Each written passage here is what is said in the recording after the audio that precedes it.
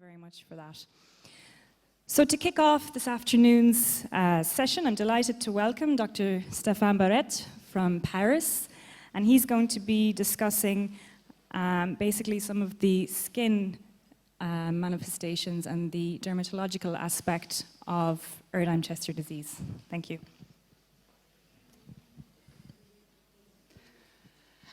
Thank you very much, and thank you for coming back this afternoon. I'm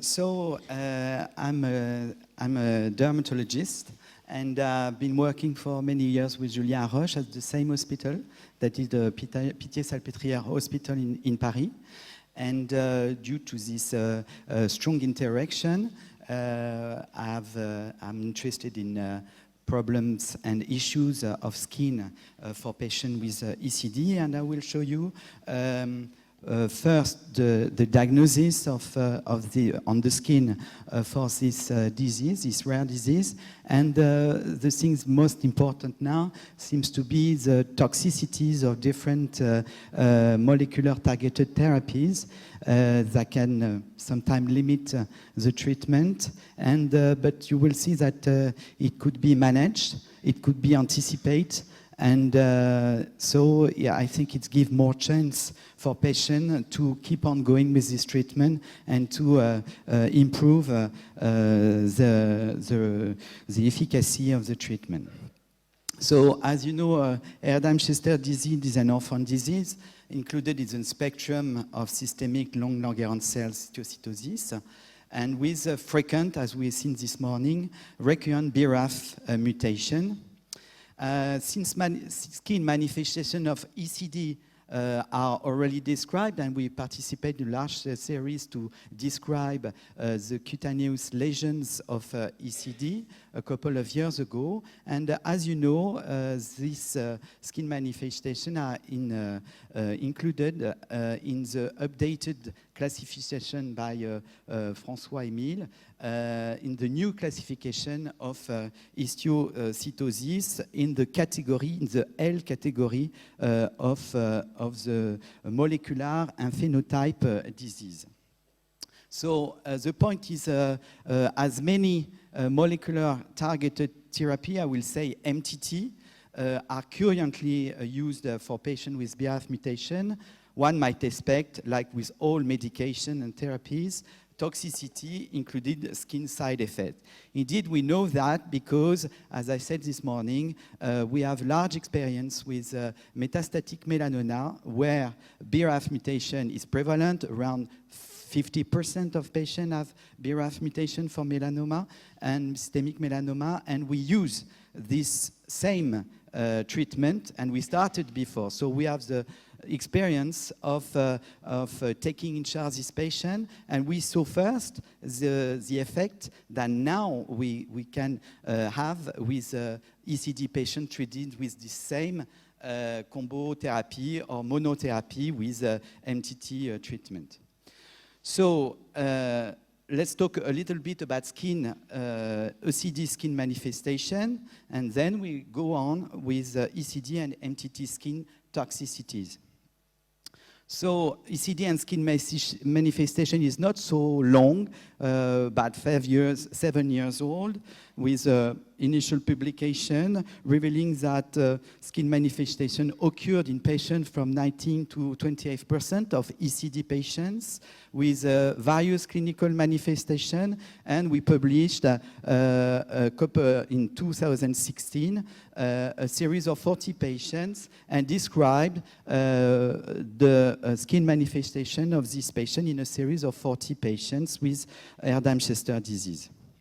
So this was a retrospective study, and we tried to describe the skin manifestation associated with ECD, and we searched for xanthelasma-like lesions considered by previous report as it could be specific to the disease, and search for other lesions associated with histiocytic cells. And we analyze pathology skin by skin biopsy of these lesions, and inside this lesion we look for BRAF mutation for this patient. And what we saw in this series for 40 patients, we first had 31 patients with pure ECD. And as you know, we describe also that there is a mixed form of ECD and Langerhans cell histiocytosis in some patients. For this case, for this series, it was 9 patients with a mixed form of histiocytosis. So for this series, it was mostly male gender, 70% of them, with a mean age at diagnosis of 55 years old. And as we can see, when we look at the first symptoms of the ECD disease, we found that 30% of the patients had cutaneous lesion, with most of them had xanthelasma-like lesions that we'll see a little bit later. So what we saw was the site of the, to find BRAF, the easy site to find if there is some specific skin lesion is to make a biopsy, to extract the cells, and to have a conclusion about BRAF or not, a mutation for this patient.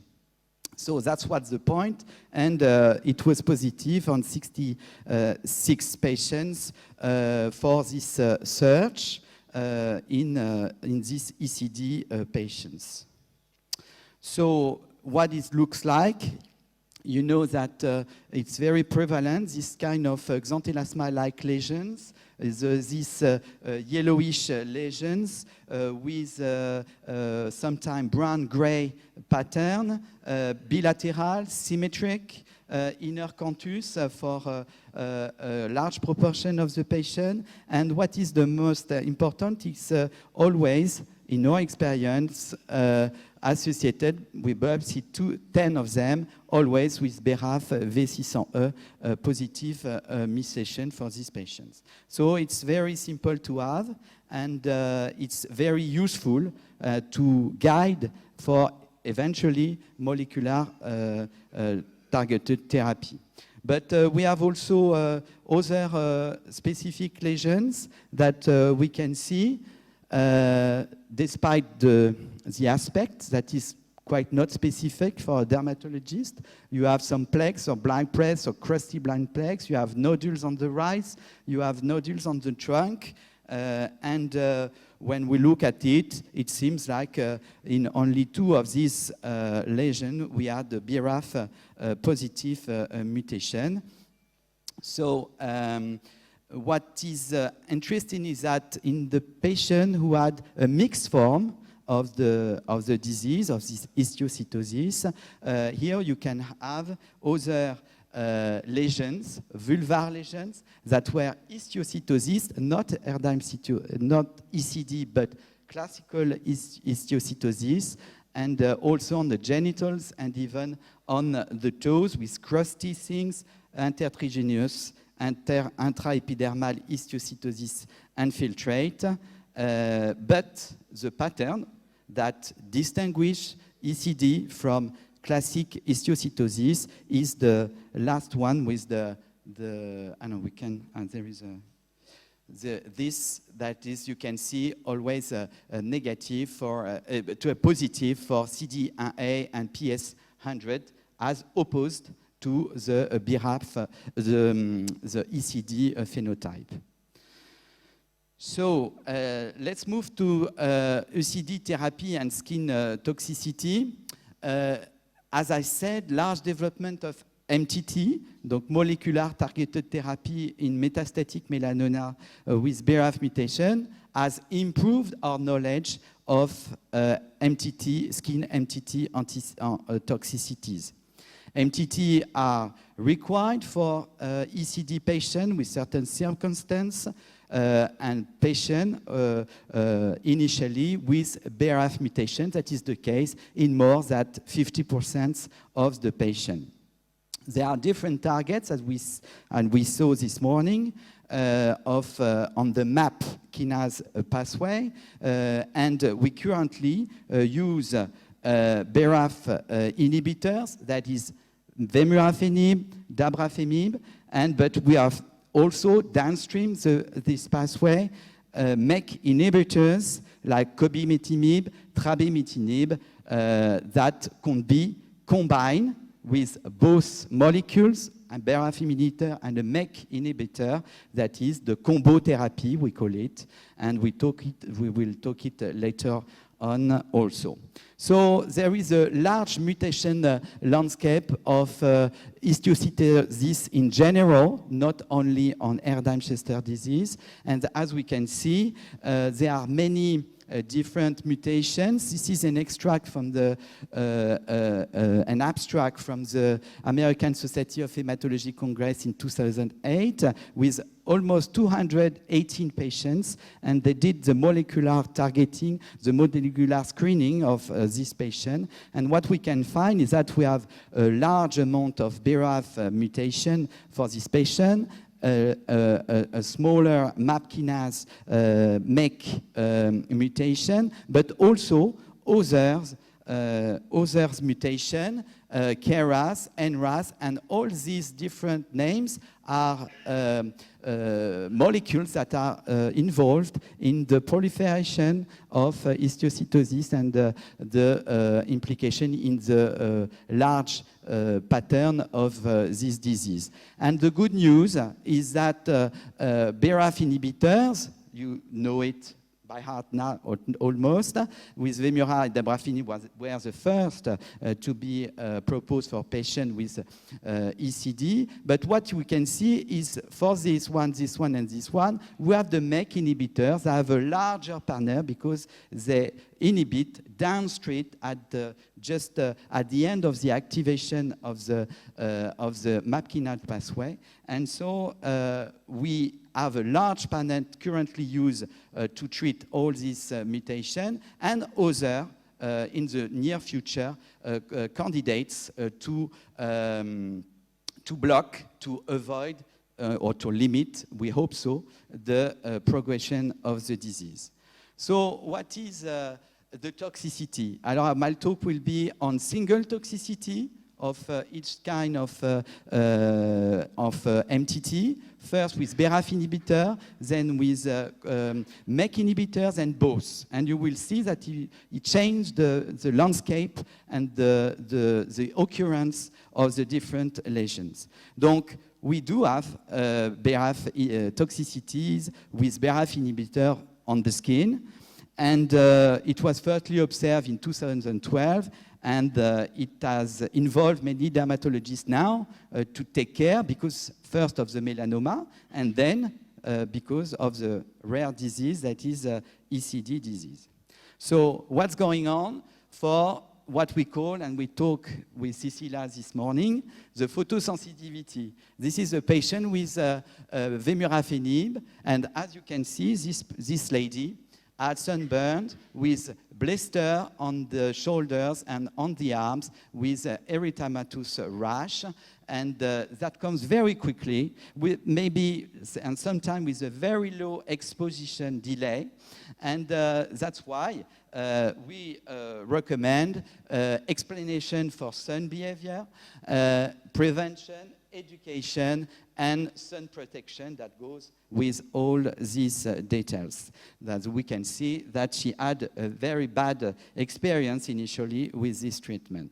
This is another one that can be seen quickly after the introduction of the treatment, maybe less than 1 month after the introduction, again of verafenib, 3 weeks after, you have what we call generically in the literature a rash. The rash for us is the bad name, because we don't know exactly what it means, just eruption. And you see here you have a maculopapular eruption that is with pruritus, and that can be benign, but that can be also quite a little bit dangerous, with a special name that we call DRESS syndrome, for drug rash with eosinophilia and systemic symptoms that can impair the renal function, the respiratory function, and even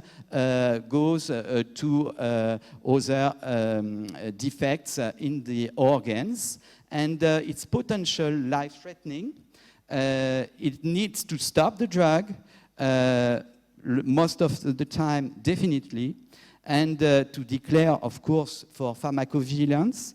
And the problem is sometimes, and for this patient, we have two cases here, it could cross-react with the other one, that is dabrafenib. And so we had some problem, and there are French publications here that demonstrate that it could be a problem in this patient. So we have to make the diagnosis and to refer a dermatology. It's a kind of emergency, and then to act for next step to take in charge this patient.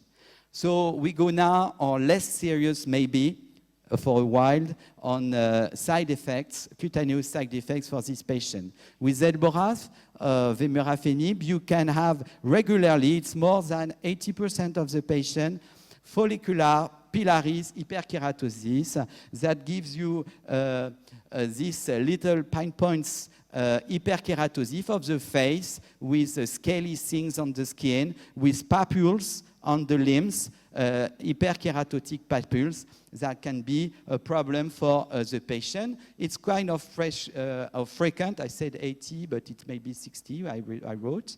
It starts quite quickly, and usually we use emollients, exfoliative cream, and it disappears with the stop of the drug, but most of the time we have to keep on going because it is very useful for other things. So there is a benefit risk, of course. Most of the time, people say, okay, I don't care about it. I keep on going. I can manage it with the cream, with the behavior, and to take care of my skin. So you have another slide here, the same things that are a little bit different. So we do the same thing. It could be an aesthetical impairment. Anyway, we can explain that it's coming, that if it's come, it's not big deal. And what we can do, that is education, anticipated education for the patient to explain the canal. Here is some curious things, but that can be, you can be aware. This is the hyperkeratosis of the nipples. It's mostly on male, I don't know why, and it goes like this with crusty things here. Sometimes it's itching on the nipples here, and usually it starts after 3 months. Another problem is the problem of the hair.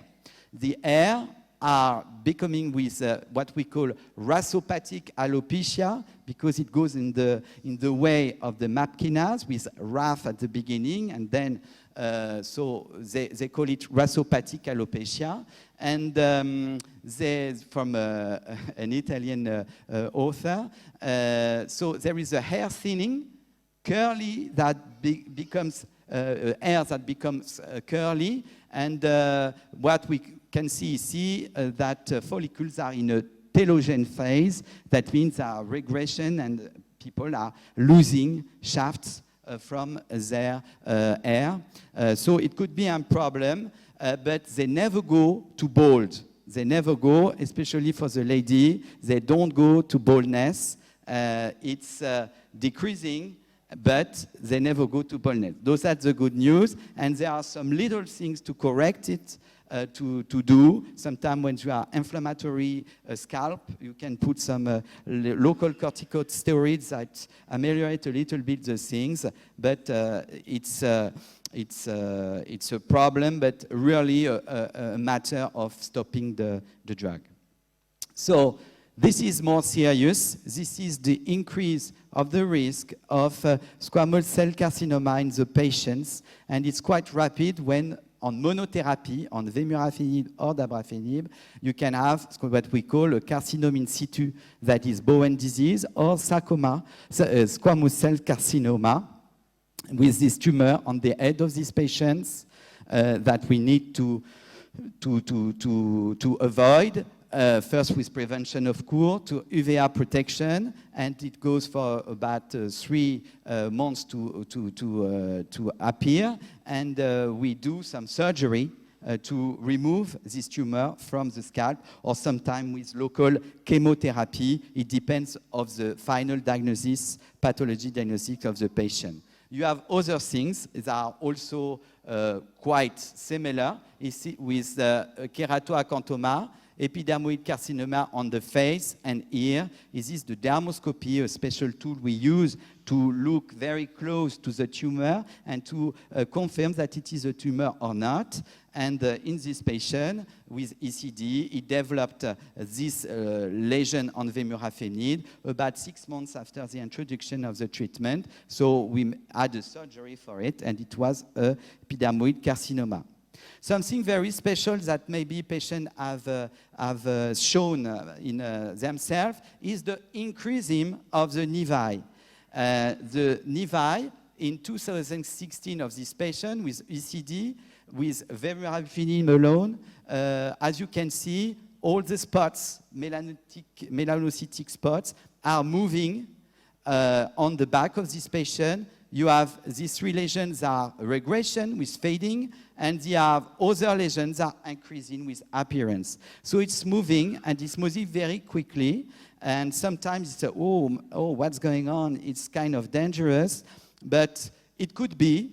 So it needs to be checked because the evaluation is not close to the normal patient, I will say, without ECD, and we have a dermoscopy analysis regularly to avoid the degradation of the transformation of this nevus to melanoma, and this is very important. Otherwise, it must be surveyed, and in most of the time it's okay.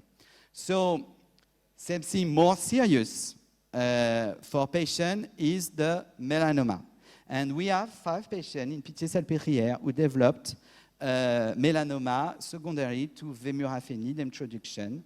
And this patient had always monotherapy, one with, most of them with vemurafenib and one with a MEK inhibitor. And we did surgery, vemurafenib was stopped and removed to switch to a MEK inhibitor because most of the time it is efficacious in both illness, I mean to prevent, to ameliorate Erdheim-Chester and to avoid the risk of new melanoma of this patient. However, the best strategy seems to be maybe that combo therapy prevents skin from skin melanoma and other non-melanoma carcinoma for this patient. We will see a little bit later. I will show you one of the melanoma of this patient, very small, a kind of ugly sign that we call, but it's not very easy to do that. This one is a melanoma, but it was a melanoma, and we can see primary melanoma in patients with metastatic melanoma treated with vemurafenib. They develop de novo melanoma on the skin. This risk is for patients with melanoma, published by my colleague in France. It's not in Erdheim-Chester. We don't have the prevalence of melanoma induced by vemurafenib all over the world or different countries. I don't have this data.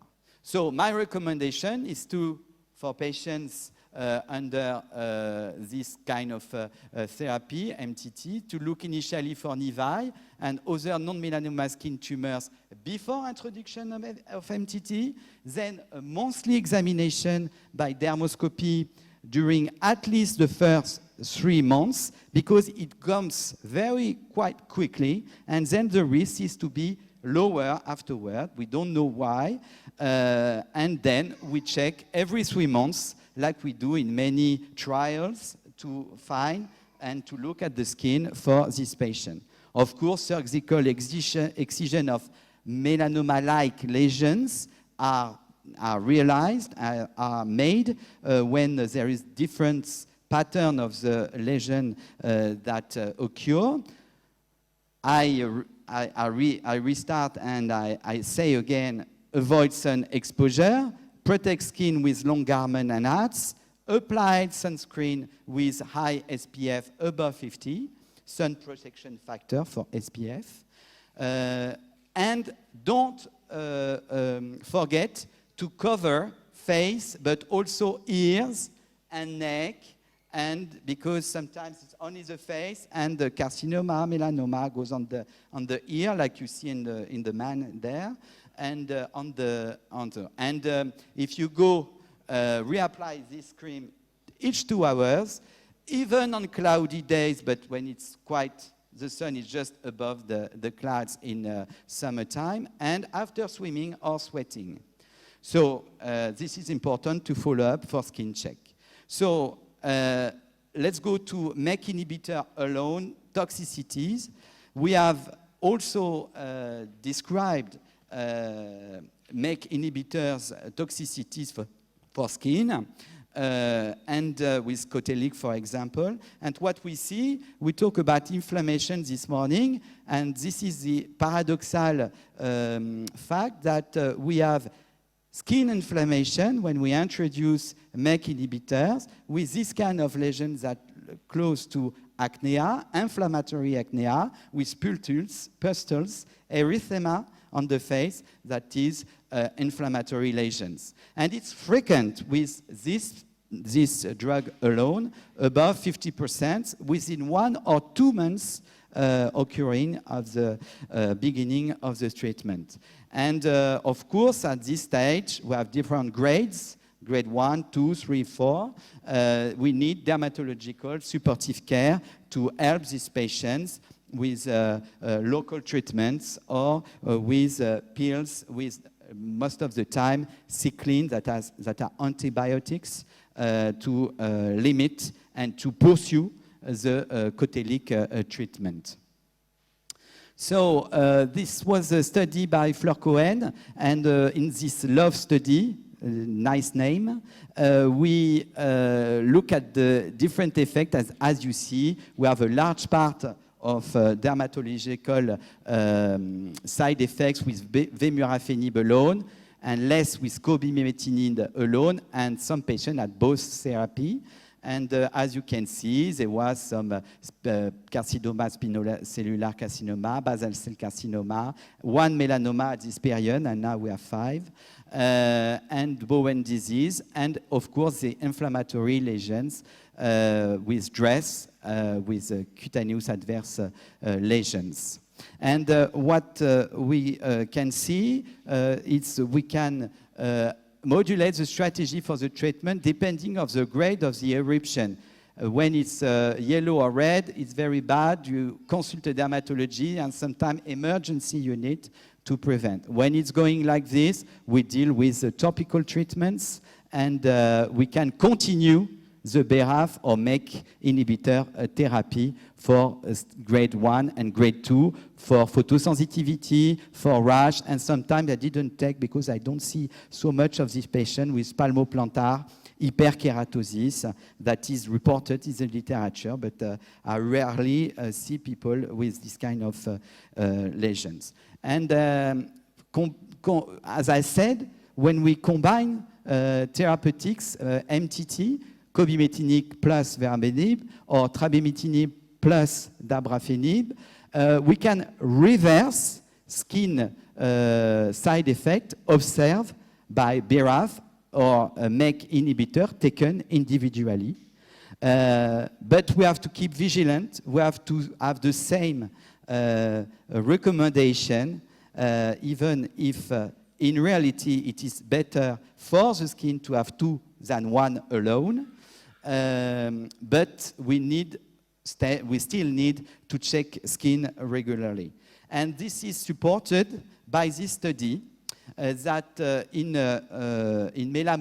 melanoma looked at the difference between vemurafenib and other combo therapy, dabrafenib, tametinib, vemurafenib, and the other one. And this is the big studies with melanoma to check for skin adverse events. And when we compare, all you see under this curve are the downregulator risk risks are going down when we do both for combi, dabrafenib, tabretinib, vemurafenib, cobimetinib. Only the problem is, as you can see, photosensitivity that is quite important, even with the combined therapy for this patient. But for the rest, for the carcinoma, for the rash, for alopecia, the risk is lower to develop skin problems when we combine these therapies. So maybe sometimes these effects are class effects, but some adverse are linked to specific drugs like vemurafenib with the threshold of the UVA that has been demonstrated by a French team in Nantes. And I will finish with the other things that we mentioned and described recently was the occurrence of this internal medicine, 1 minute, by my colleague in Pitié-Salpêtrière, the induction of sarcoidosis in possible with MTT in ECD, and we show 3 patients who developed sarcoidosis lesions that were biopsy problem with the phosphorylation of ERK in each case of these patients, but the manner heterogeneously, and this is control of cutaneous sarcoidosis without treatment and without ECD, and we see also phosphorylation of ERK. And among patients published, the 22 patients published, we can see that these patients can develop bad images that can be a little bit difficult to interpret with the increasing of the disease, but instead it's not the disease, it's the sarcoidosis that's going to be emergent in this PET scan. You know more and more spots, but it's not ECD, it's sarcoidosis that is growing. So take attention with it. So I will finish with my practice guidelines. Avoid sun exposure with protective sun cream with SPF and protective dressing. Educate patient to auto-screening of skin lesion and to repair and to show to a practitioner and dermatologist. Talk with patient about frequency and severity of the adverse event expected with the drugs, and check regularly each month for the 3 first months and then each to the 3 months. And my conclusion concerning lesion, I saw you with the xanthelasma-like lesions that are quite specific, easy to biopsy to have the mutational status, and the toxicities that most of the time manageable. Sometimes we have to stop anyway. And I will say, by the end, and the best maybe, that we have, as said by Julien Roche, an opening new trial that is called Cobra, like a snake, and but not a bad snake, a snake to kill the illness, and with the cobimetinib versus placebo for wild-type BRAF patients, but all patients with indeed have the real treatment during the delay of the protocol. And my acknowledgements for working across medical specialties goes to my colleagues in Pitié-Salpêtrière, Fleur Corrège, Julien Roche, of course, my dermatologic team, the French Reference Center of Histiocytosis that is included in the MARI group that gather other rare disease CIMA. And of course, I give a big thanks to patients and families that contribute to our knowledge and to their improvement. And of course, the ECD Global Alliance that invited me here to talk about skin. Thank you very much. Thank you very much, Dr. Barete, for the lovely overview. So in the interest of time, we'll move along.